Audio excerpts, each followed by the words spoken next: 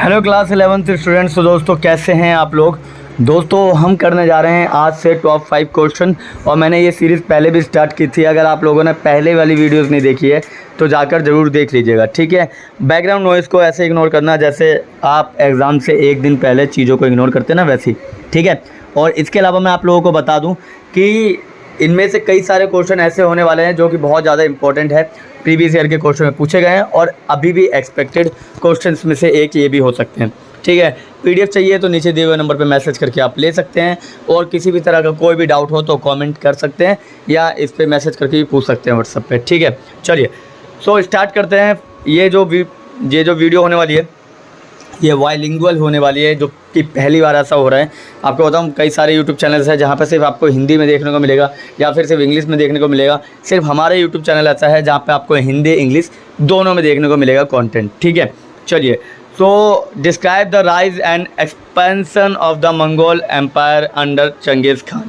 यानी हिंदी में बोलूँ तो आप ये बताइए कि जो ठीक है, हिंदी में बोलूँ तो याद रखना मंगोल एम्पायर चंगेज़ खान था ना, उसका आपको राइज एंड एक्सपेंशन बताना है, यानी कि उदय और विस्तार बताना है।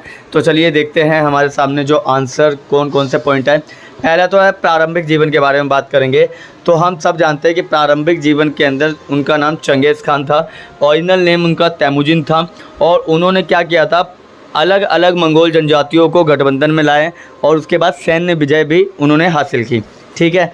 सेकंड था नेतृत्वकर्ता यानी लीडरशिप हम सब जानते हैं चंगेज़ खान के अंडर में था, जिसे यूनिवर्सल रूलर भी कहा जाता था, ठीक है। और इन्होंने एक केंद्रीकृत सत्ता स्थापित की थी। इसका मतलब होता है कि सारे कबीलों को मिला के एक सेंट्रल में लेकर आए थे, ठीक है। और वही सेंट्रल गवर्नमेंट इनकी बनी थी, ठीक है। ये सेंट्रल गवर्नमेंट आज की तरह नहीं है, मगर हाँ वहाँ की भी एक गवर्नमेंट थी जो कि सिर्फ और सिर्फ चंगेज़ खान की सुनती थी और चंगेज़ खान उनका सर्वोच्च सर्वहारा था, यानी कि यूनिवर्सल करने वाला व्यक्ति जो था वो सिर्फ चंगेज़ खान था, ठीक है। इसके बाद थर्ड मिलिट्री पावर यानी मिलिट्री टैक्टिक्स की बात कर रहा हूँ मैं। इसमें हम देखते हैं कि उन्नत सैन्य रणनीतियों का उपयोग किया, यानी यूटिलाइज़ किया उन्होंने एडवांस वेपन को लेकर, मिलिट्री को लेकर, ठीक है। और यहाँ तक कि आपको बताऊँ कि इन्होंने यहाँ पे गतिशीलता और मनोवैज्ञानिक युद्ध और श्रेष्ठ धनुषबाजी भी शामिल थी, ठीक है। वही धनुषबाजी जो कि वो घोड़ों पे बैठ के किया करते थे, ठीक है। इसके बाद मैं एक्सपेंशन की बात करता हूँ। तो हम सब जानते हैं कि एक्सपेंशन जो है वो expanded the empire across Asia from China to eastern Europe, ठीक है। यानी कि हम सब जानते हैं कि एशिया के विभिन्न हिस्सों में साम्राज्य का विस्तार हुआ, जैसे कि चीन से लेकर पूर्वी यूरोप तक सफल अभियानों के माध्यम से इन्होंने क्या किया, एक दूसरे का एक्सपेंशन किया, ठीक है। चलिए फिफ्थ क्वेश्चन है प्रशासनिक सुधार यानी एडमिनिस्ट्रेटिव रिफॉर्म्स। और एडमिनिस्ट्रेटिव रिफॉर्म्स की जब मैं बात करता हूँ तो विशाल साम्राज्य को प्रभावी ढंग से शासित करने के लिए प्रशासनिक परिवर्तन लागू किए, जिसमें मेरिट बेस नियुक्ति की गई, ठीक है। देख लो पहली बार ये आपको देखने को मिलेगा, यहाँ पे भी नेपोटिज्म नहीं चल रहा है, यहाँ पे भी मेरिट बेस टैलेंट पे काम किया जा रहा है, टैलेंट की बात की जा रही है। क्लियर, समझ में आ गया। चलिए इसके बाद हम देखते हैं एडमिनिस्ट्रेटिव रिफॉर्म्स यानी कि प्रशासनिक सुधार, और यहाँ तक कि इन्होंने कई सारे प्रशासनिक सुधार भी किए थे, ठीक है। And the last is legacy, जिसे बोलते हैं 6 विरासत। देखो विरासत के बारे में जब बात करता हूँ तो इतिहास के सबसे बड़ा जुड़वा साम्राज्य में से एक इसने बनाया, जिसने यूरेशिया के व्यापार, संस्कृति और राजनीतिक पर प्रभाव डाला, ठीक है। यानी कि उन्होंने क्या किया, created one of the largest contiguous empire in the history influencing trade, culture and politics across Eurasia. Clear, समझ में आ गया। अगर आपसे उदय और विस्तार के बारे में पूछेगा तो आप यही बताना, ठीक है, चंगेज़ खान के समय का, ठीक है। चलिए अगला क्वेश्चन देखते हैं क्या है हमारे सामने। The next question is what are the key military strategies employed by the Mongols।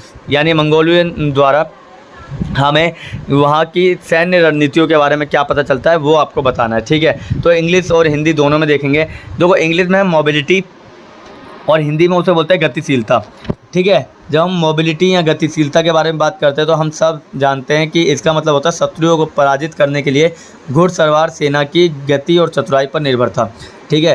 कि आप छोटे छोटे हैं, पहली बात तो आप देखिए कि चंगेज़ खान जो था उनकी मिलिट्री में सब छोटे छोटे थे, ठीक है। उनकी हाइट भी कम थी और घोड़े पे घुड़सवारी बहुत अच्छी तरह से आती थी उन्हें, तो वो चीज़ें बहुत आसान बना दिया करती थी, ठीक है। इसके अलावा मनोवैज्ञानिक युद्ध, यानी कि वो हमेशा डर और छल का उपयोग करते थे, जैसे कि झूठे पलायन और प्रचार करना, शत्रुओं को नैतिक रूप से कमज़ोर कर देना, है ना, पहले से इतना डरा देना कि सामने वाला खड़ा ही ना हो पाए।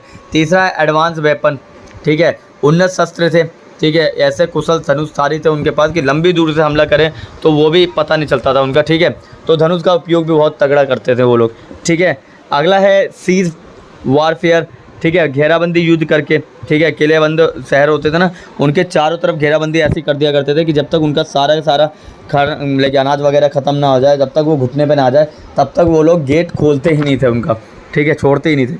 फिफ्थ है इंटेलिजेंट गैदरिंग, यानी खुफिया संकलन बहुत तगड़ा था, ठीक है, शत्रुओं की स्थिति की जानकारी इकट्ठा करना इनको बहुत बखूबी आता था, और इनके पास जासूस भी थे जो कि जासूसी करने के लिए हमेशा तत्पर रहते थे। एंड द लास्ट इज अनुशासन या डिसिप्लिन, और अनुशासन या डिसिप्लिन की बात करता हूँ तो देखो सख्त सैन्य अनुशासन और संगठन बनाए रखे उन्होंने, क्योंकि देखो किसी भी मिलिट्री को चलाने के लिए ना आपका अनुशासन में रहना बहुत ज़्यादा ज़रूरी है। आप सोचिए जिस देश ने, यानी कि मंगोलियन साम्राज्य ने, जिसने पूरे एशिया पर यूरोप तक पहुंच गया था, तो जाहिर सी बात है उनमें कितना अनुशासन होगा, तभी तो मिलिट्री इतनी अच्छी तरह से चल रही है ना। तो मिलिट्री की फीचर के बारे में हमने ऊपर बात की थी, यानी कि सैन्य रणनीतियों की विशेषताओं के बारे में बात की थी, ठीक है। एंड द थर्ड क्वेश्चन है how did the Mongol empire impact trade along the silk route, ठीक है, मंगोल एम्पायर ने किस तरीके से सिल्क रूट पर अपना शिकंजा बनाए रखा, यानी कि रेशम, ठीक है, सिल्क रूट बोलते हैं, सिल्क रोड बोलते हैं, ठीक है, ठीक है। तो फर्स्ट पॉइंट है हमारे सामने सेफ्टी एंड स्टेबिलिटी, ठीक है, तो व्यापार मार्गों पर सुरक्षा प्रदान करते थे, क्योंकि देखो पैसा लेंगे तो सुरक्षा प्रदान करेंगे। अगला है यूनिफाइड रूल, और सबके लिए एक ही रूल था, ठीक है, सबके शासन के लिए एक ही रूल चलता था, ठीक है, चाहे वो पूर्व में हो या पश्चिम में हो, सबको एक ही राजनीति का हिस्सा बनना पड़ा, आर्थिक वातावरण का, ठीक है। थर्ड कम्युनिकेशन बहुत अच्छा होता था, संचार, डाकघरों और मेल प्रणालियों के माध्यम से संचार नेटवर्क में सुधार किया इन्होंने, ठीक है। उसके बाद अर्थव्यवस्था का ग्रोथ देखने को मिलता है हमें, ठीक है, अर्थव्यवस्था का ग्रोथ इसलिए होता है क्योंकि ट्रेड करते हैं जब इधर से उधर, तो जाहिर सी बात है इनके पास भी पैसा आता है, ठीक है। और अगला है पॉइंट मार्केट एक्सपेंशन, ठीक है, मार्केट यानी बाज़ार का विस्तार हमें देखने को मिलता है कि साम्राज्य भर में व्यापारियों के लिए बाज़ार और अवसर खोल दिए ताकि तुम जाओ और हमारे लिए भी पैसे लेके आओ और अपने लिए भी पैसे का जुगाड़ करो, ठीक है। तो फोर्थ क्वेश्चन है what were the main administrative changes introduce by the Mongol, यानी मंगोलियंस द्वारा क्या प्रशासनिक परिवर्तन हमें देखने को मिलता है।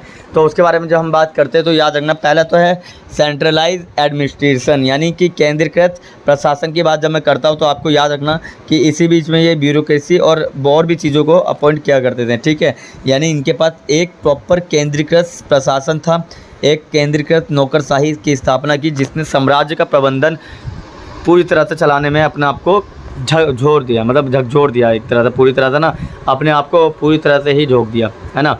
अगला है लीगल कोड। जब मैं लीगल कोड या कानूनी कोड के बारे में बात करूँ तो हम सब जानते हैं यहाँ पे यास नामक कानूनी कोड को लागू किया जिसने साम्राज्य भर में कानूनों को मानकीकृत किया, ठीक है। अगला है टैक्सेशन सिस्टम, ठीक है, जब हम टैक्सेशन सिस्टम के बारे में बात करते हैं तो हमें पता है कि यहाँ पे टैक्स लेने का जो सिस्टम था वो भी बहुत गजब का था, ठीक है, कराधान प्रणाली बोलते हैं यहाँ पे, ठीक है, एक कर प्रणाली की शुरुआत की इसमें, और जो कि बोला हुआ था कि जो टैक्स देगा वो विजय प्राप्त क्षेत्रों से कर शामिल कर सकते हैं, यानी कि अगर जहाँ से जीत के आते हैं ना वहाँ से ये क्या ले सकते हैं, टैक्स ले सकते हैं, ठीक है।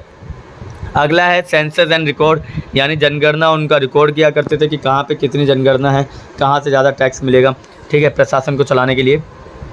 अगला है सांस्कृतिक सहिष्णुता, यानी कि बोलते हैं कल्चरल टॉलरेंस, यानी कि ये मान लो सभी के धार्मिक और सांस्कृतिक विश्वास पे वो बिलीव किया करते थे और कभी भी किसी को धर्म परिवर्तन के लिए नहीं बोलते थे।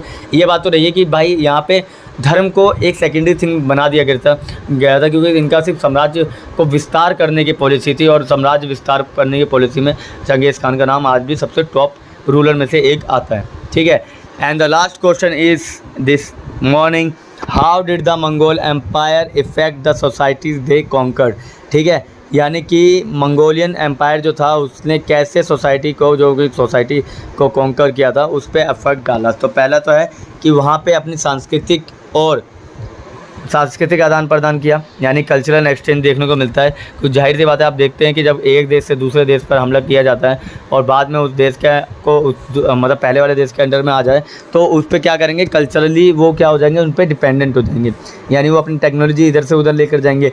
जैसे बाबर इंडिया में आया 1526 में, तो बाबर ने क्या किया, तोप की शुरुआत बाबर ने करी थी इंडिया के अंदर, तो अपनी टेक्नोलॉजी ईरान वाली जो थी वो इंडिया में लेकर आया। ठीक है। दूसरा एडमिनिस्ट्रेटिव इंटेग्रेशन की बात कर रहा हूँ, इंटीग्रेशन की बात कर रहा हूँ, यानी प्रशासनिक एकीकरण।